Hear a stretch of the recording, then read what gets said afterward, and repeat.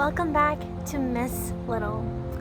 Today, I really just want to share this pressing message on my heart with you, and I want to welcome you into this space of peace and thankfulness and being gentle on yourself. Firstly, if you've never been on my channel before, hello, my name is Eunice. I'm a 19 years old university student majoring in creative writing and minoring in journalism. And lately has been a very exciting time in my life. I have been undertaking many new projects, particularly a novel project where I'm exploring like a part of my history from back home in Malaysia. Yes, that's where I'm from. And just trying to do all sorts of research and character building and all the complicated things that go into making a novel. Also, at the same time, I am president of my university's Sigma Tau Delta English Honor Society, so we've been organizing citywide events and stuff like that. So there has been a lot of responsibilities with that role as well. Have some editorial leadership roles in this professional editing class I have, which encompasses some professional internship type roles. Applying for an internship at Penguin Random House. Of course, nothing is guaranteed, and I'm hoping, of course, but I'm still in the application process with my resume and cover letter and all that stuff, and it's crazy and it's nerve-wracking and it's scary but also exciting, and so that's basically my life right now. And oh, and isn't the weather so beautiful? I love fall. See, I am in a place right now where I'm so excited about so many things, even fall. I'm so excited about this new season in my life, no pun intended, these new opportunities coming my way, but at the same time, I have begun to feel really overwhelmed.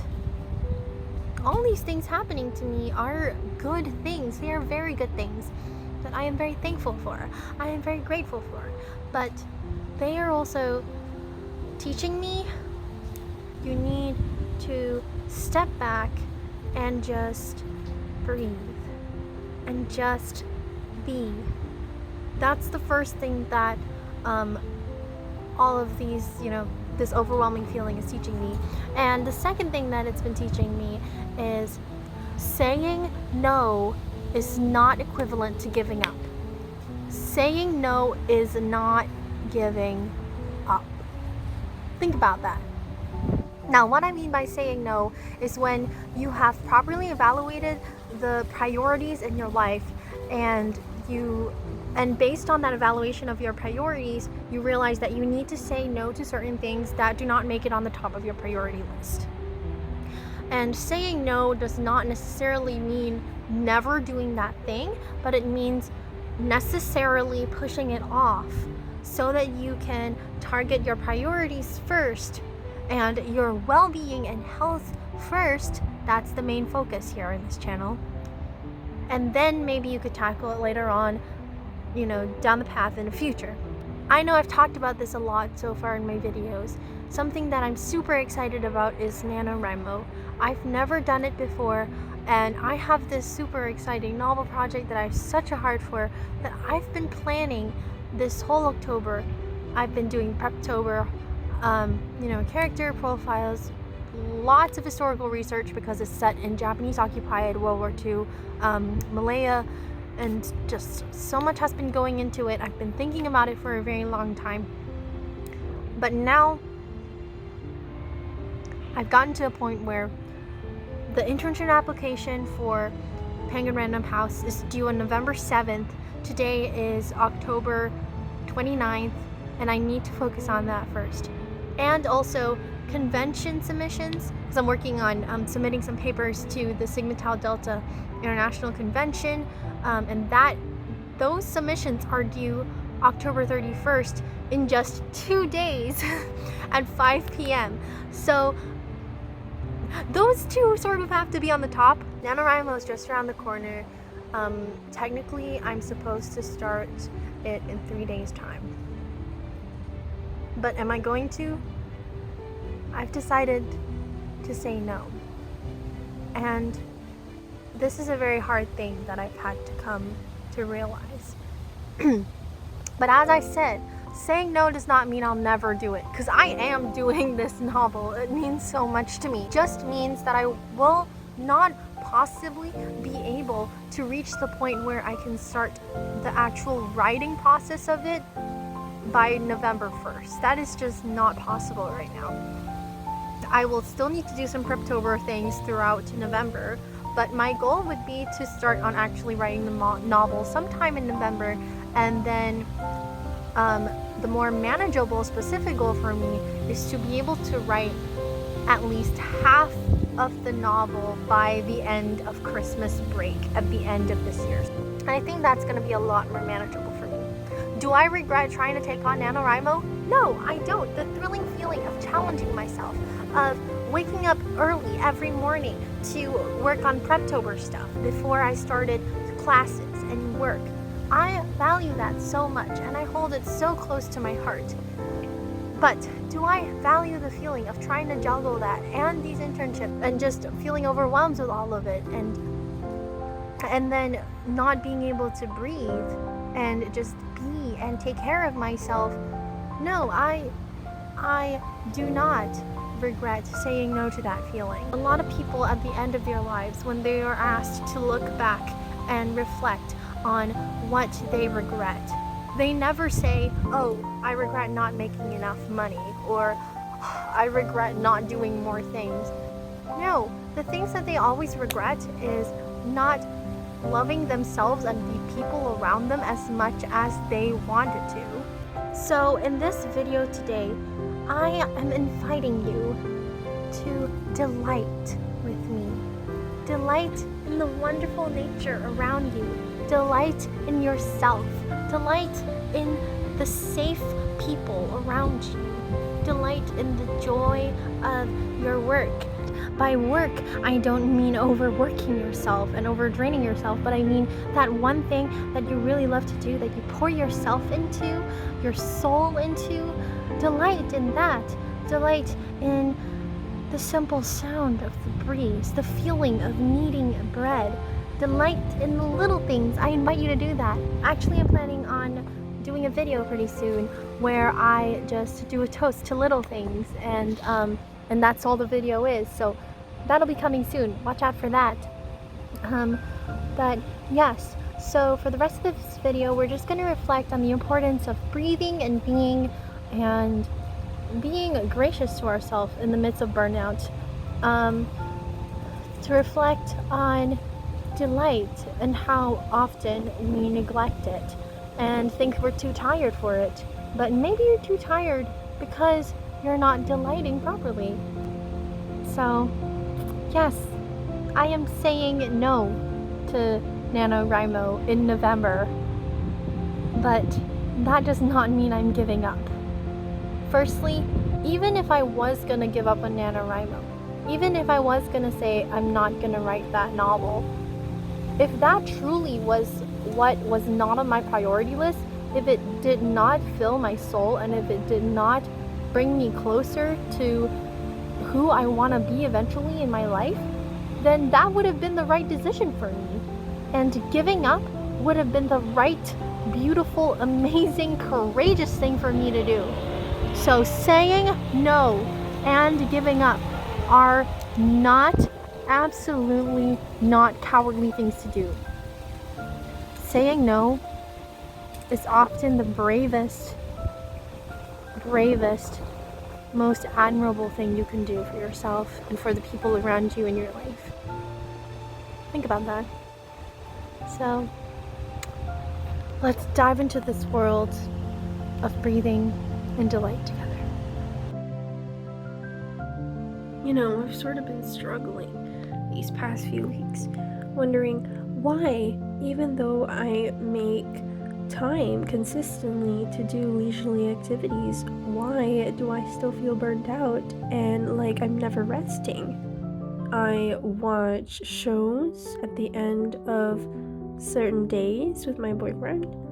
I decorate my room with autumn leaves.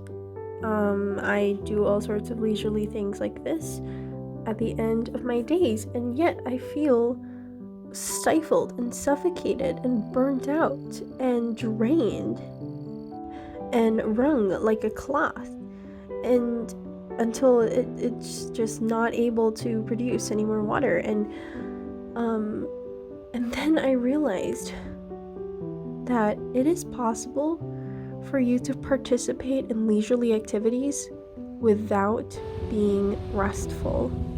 It is possible for me to sit down and watch a movie and not breathe.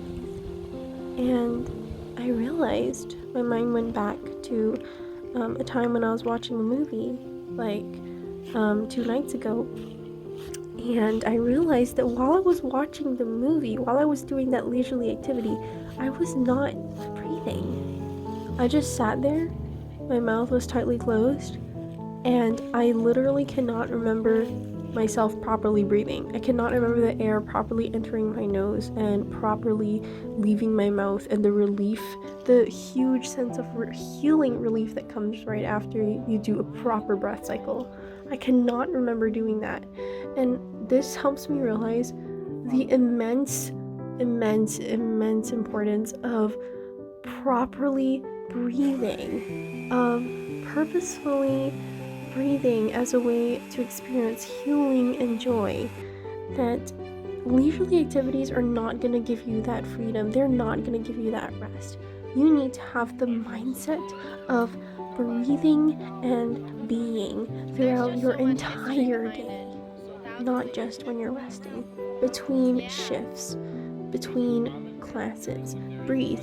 In your shifts, in your classes, breathe. And of course, prioritize those leisurely activities as well, but you're not going to get anything out of them if you don't breathe properly throughout your day. I know this is not the solution to my burnout, because I am also really sick and tired of the structure of my day and of following a specific school schedule, and that is also burning me out. But this is a big part of my burnout. I realized my carrying of myself throughout my day in a very too efficient, bulldozing, hustle, bustle type of way. I realized I even approach rest this way. I'm like, okay, now is my time to rest. I need to get everything ready, everything planned out perfectly, and until there's no time for me to breathe, even when I am resting. So take it easy, take it slow. Truly, if you're experiencing burnout right now, try to make this very, very simple phrase your mantra and live it out. Breathe and be. Breathe and be. Breathe and be.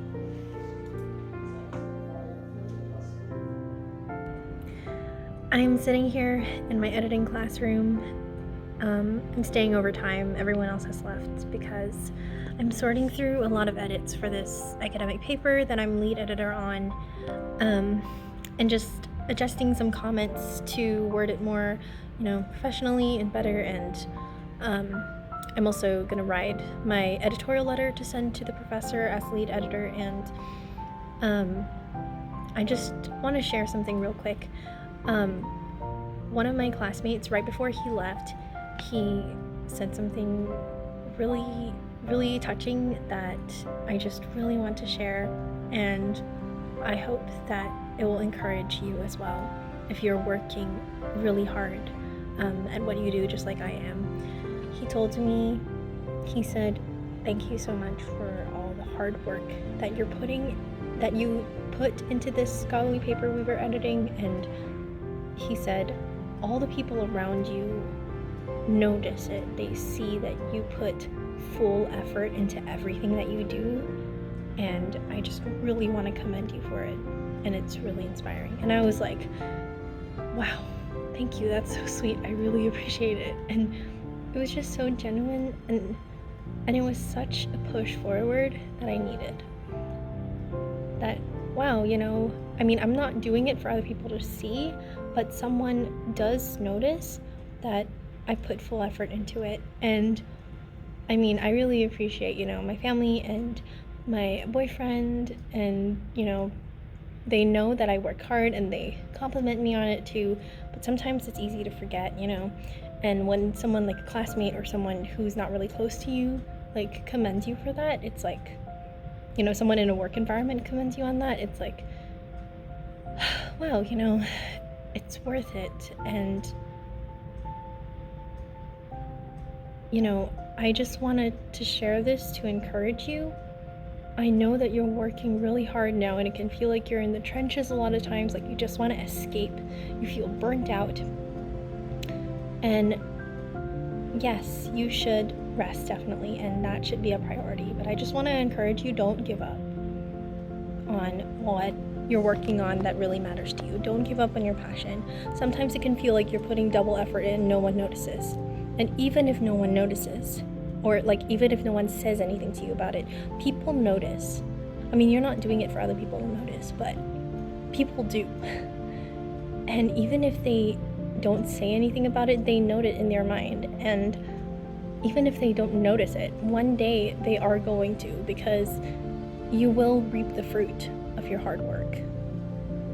And also, nothing beats the intrinsic satisfaction that you gain from what you do.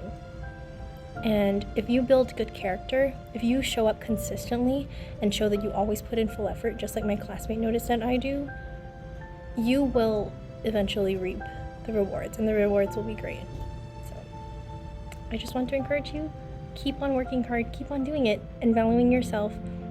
Say no to imposter syndrome, okay? Sending you love, and you got this.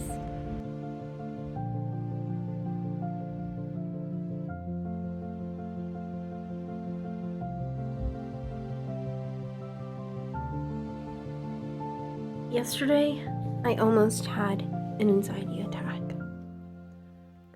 All of a sudden, it felt like everything was pressing down on me, and my throat was being constricted, and my chest had a brick on it, and I just could not breathe. Did I have any crisis going on in my life? No, I did not. I had not lost something super big or done terribly in an exam or anything like that. Did I feel overwhelmed? Yes. But the main thing that I realized was this: if you don't consistently take time to properly breathe in your everyday life, that is going to accumulate. That is going to build up. And one day you're going to get to a point, just like I did, where you almost can't breathe at all. And I know that sounds really scary, but it's true. We need to really prioritize breathing. I know that sounds overly simple, but as I've said before, it's often the most simple things that we forget, that we don't prioritize, because we think we have it all down, but we don't. And if we do have these simple, basic things down, then we might not be struggling with things as badly as we are. Of course, we'll still struggle, but always going back to the simple things, the little things, to breathe properly, rather than solve some complicated problem. It can actually bring more healing than spending all that time stressing over that problem can. Look at that absolute beauty. Golden turmeric latte. Thank you. And please stop multitasking when you're resting. Definitely the worst thing you can do to interrupt true rest is checking your email or other form of messages. Just don't. Be fully grounded in that moment. If you're painting, you're painting. If you're engaging in coffee conversation, engage in coffee conversation. Just make sure that you don't multitask with things that interrupt that rest cycle, that threaten to interrupt that breath cycle, and just take things slow.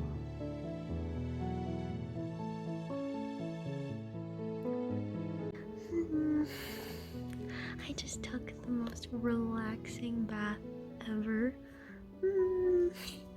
I'm whispering now because my boyfriend is napping right over there.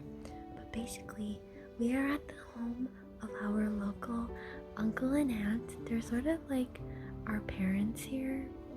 Even though we're not biologically related, they are literally our family here, and we come over here every Friday and just chill and watch K-dramas, and they have a bathtub. And she makes the best bath bombs. The best bath bombs. It makes my soul so happy. They're just like, you know how you find people and they're your people? They're your tribe. And you feel so relaxed and rested. You don't need to prove anything. You don't need to be anyone. You can just be. Like, that's how I feel with them. That's how we are with them. And I'm just so thankful for them after a week of burning out. And yeah, and then when my aunt gets back, we're going to finish off a K-drama that we were binging and maybe start a new one too tonight. We'll see how far we go, but I have a new one lined up. Always have a K-drama to watch in my mind.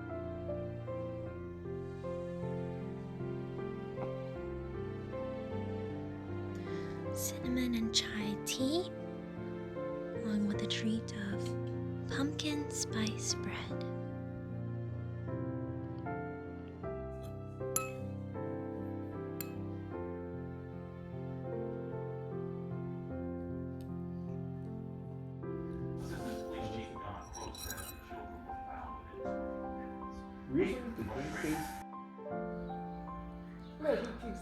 It's a video for my parents.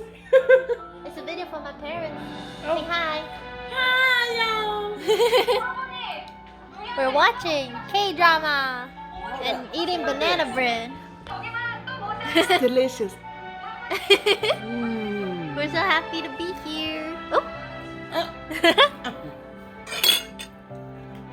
That's good. Still following him after he caught her? No, that's probably before they caught. Woo, hot. Seeing all the ladies that's coming at him.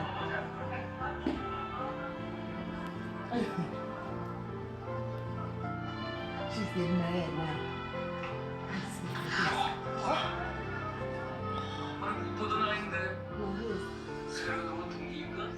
Uh-oh.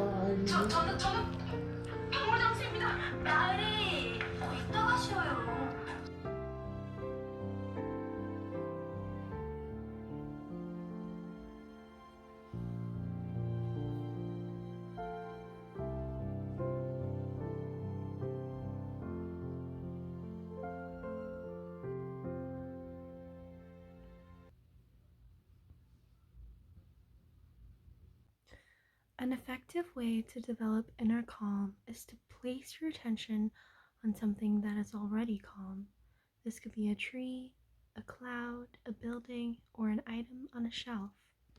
Notice which parts of your experience feel still or relaxed, and make the decision to rest your mind there. This is relatively easy if we are in a quiet place, but it is just as possible when we are somewhere noisy and busy. You will find moments of stillness everywhere if you look for them. Finding stillness and turning the mind there means you can have access to rest wherever you are.